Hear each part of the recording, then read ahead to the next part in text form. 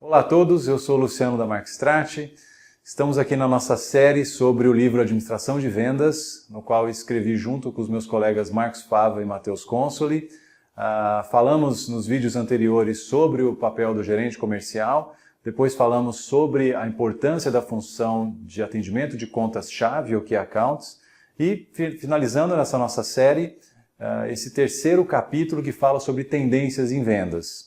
A gente buscou sintetizar e sinalizar um pouco para onde cresce essa área comercial, quais são os temas quentes que são discutidos hoje, possibilidades que nos chamam a atenção em vendas.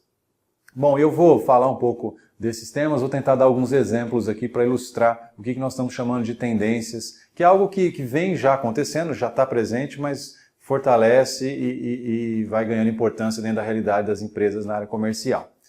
Bom, o primeiro tema que nós colocamos como tendências tem relação com a questão da complexidade. Os nossos clientes vão ficando muito complexos, cada vez mais complexos. Eu vou, como eu disse, dar alguns exemplos. E vou dar exemplos de práticas que eu tive, experiências que eu tive em empresas, em trabalhos aqui nossos na Markstrat.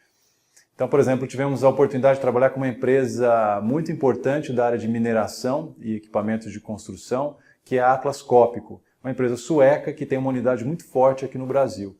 Imaginem a complexidade da Atlas Copco atender uma empresa como a Usiminas, né, que é uma siderúrgica, uma mineradora, que tem uma gama de diversidade imensa, tanto do ponto de vista técnico-operacional, financeiro, não é? E social também, quando a gente pensa com a enormidade de influenciadores e pessoas que estão ali presentes. Isso faz com que aquela pessoa que está na função de atender os Minas tenha uma capacidade de trabalhar diferentes pontos, né? Não é só um consultor comercial que entende de produto, mas é alguém que consegue falar sobre o negócio do cliente, é alguém que nas suas diferentes vertentes. Então, o negócio tem uma complexidade imensa. Então, isso faz com que os profissionais de venda busquem capacitação, busquem muito a questão da informação, da atualização antes e durante a sua função comercial. Isso não para nunca. E as empresas têm um grau de mudança e complexidade imensos. Então, esse perfil é um perfil valorizado. Então, lidar com complexidade, né? A nossa equipe comercial está pronta para isso e está pronta para clientes dessa natureza. Eu acho que o exemplo da Atlas Copco ilustra isso, é um caso. O segundo ponto é vendas no contexto internacional. Nós, aqui no Brasil, sempre ficamos acostumados, né? Até por lidar com um mercado tão imenso como o brasileiro, muitas vezes autossuficiente no ponto de vista de mercado interno, não nos atentamos a esse fato, né? De que a internacionalização está aí. E isso acontece de diferentes formas, né? Isso acontece quando, por exemplo, os nossos clientes mudam. Nossos clientes já não são mais aqueles clientes tradicionais. Eles foram comprados por fundos ou por investidores internacionais, né? Às vezes participando de fusões.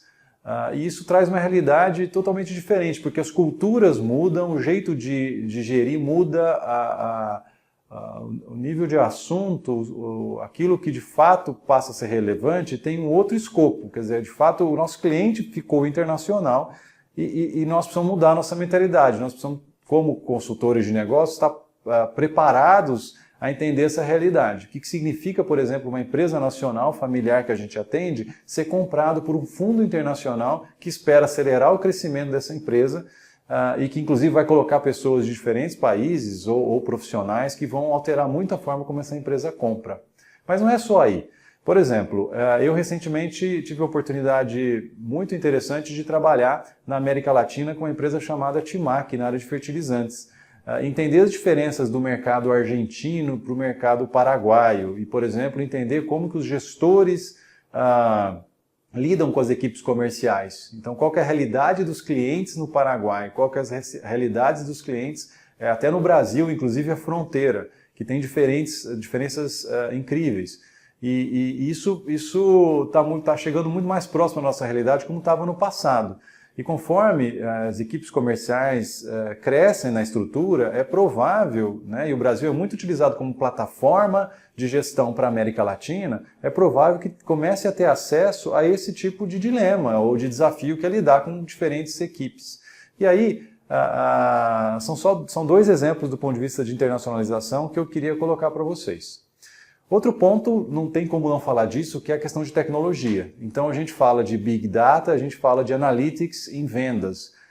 A diversidade de dados hoje que a gente tem como capturados nossos clientes, no sentido de dados que transformam isso em informação valiosa, seja do potencial deles ou da eficiência desses clientes, vis-à-vis com a eficiência do mercado e fazer algum tipo de diagnóstico, a gente acompanhar os clientes. Então a gente pode usar o dado para entender o potencial, a gente pode usar o dado para, do ponto de vista técnico, entender a necessidade.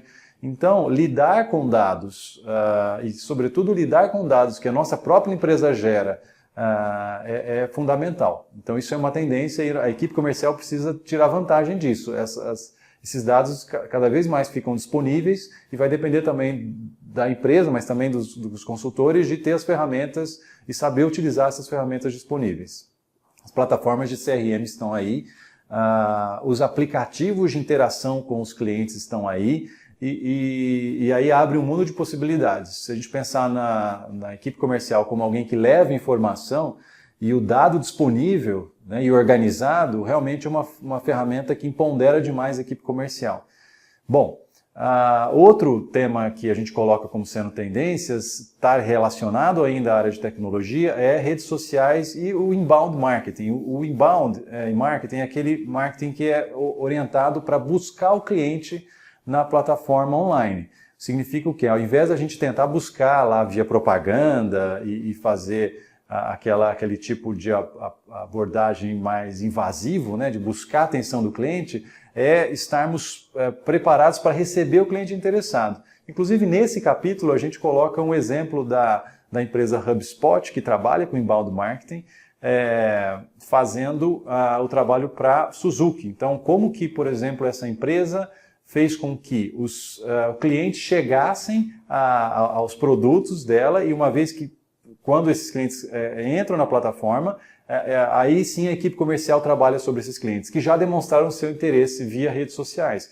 Então, a ferramenta ajuda, nesse caso a Suzuki, mas ajuda para que o cliente, ele, ao navegar nas redes sociais e outros sites, mas que esse cliente então começa a receber mensagens porque ele demonstrou o seu interesse, as plataformas identificaram que ele está interessado, ele começa então a ser, entre aspas, rastreado, porque daí onde ele passa começam a ter anúncios, então a gente começa a facilitar a chegada desse cliente no nosso site, e uma vez que ele se identifica, aí ele recebe uma abordagem e aí ele recebe uma oferta de uma visita, enfim, algo que é o mais tradicional da venda pessoal do que a gente falou. Então, saber associar a ferramenta online com a venda tradicional pessoal, que ela de fato traz muito valor, porque a gente sabe, ela tem uma capacidade de conversão bastante alta, porque ela faz essa interação pessoal, é muito bom. Então, longe de dizer que a internet vai terminar com a função comercial, a internet pode muito bem ponderar, ela pode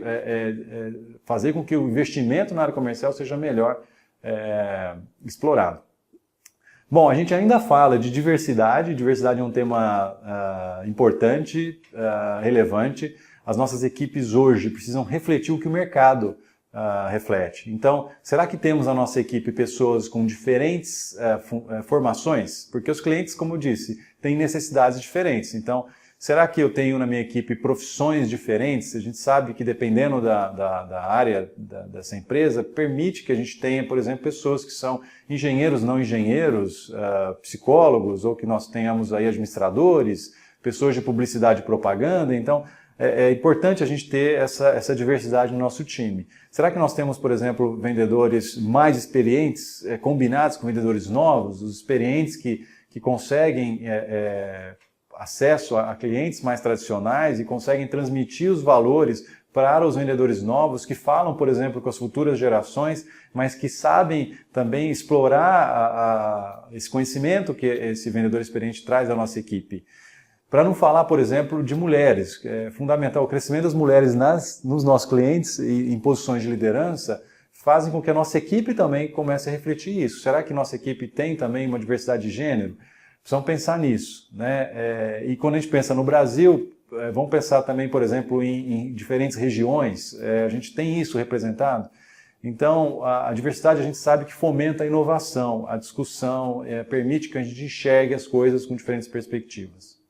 Bom, o último ponto relacionado a tendências, eu acho que ele é emblemático, inclusive terminar o livro com ele, que tem relação com ética e confiança.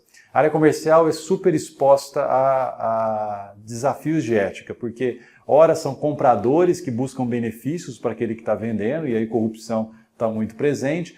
Ora também os vendedores são tentados a fazer promessas que às vezes não podem cumprir. Isso também é uma questão ética. Então, nós discutimos aqui que essa função ela tem que primar por isso, primar por ética, ela tem que tomar uma decisão, né? Eu não corrompo, não sou corrompido e eu também cumpro a minha palavra. Só para simplificar, e tem vários outros pontos colocados quando falamos de ética no contexto brasileiro. Eu acho que o país passa por um momento de mudança, um momento de maturidade, né, com relação a isso, e a nossa empresa precisa dar o exemplo e as equipes comerciais também. Então, isso sem sombra de dúvidas, na nossa opinião, é uma tendência. A gente é otimista no sentido de uma transformação positiva nas equipes comerciais, nas abordagens de negócio. Muito obrigado, espero que vocês tenham gostado dessa série de 3 vídeos que colocou esses 3 novos capítulos, né, para vocês. Estamos à disposição. O livro tem a versão física, mas também tem a versão online no site da editora.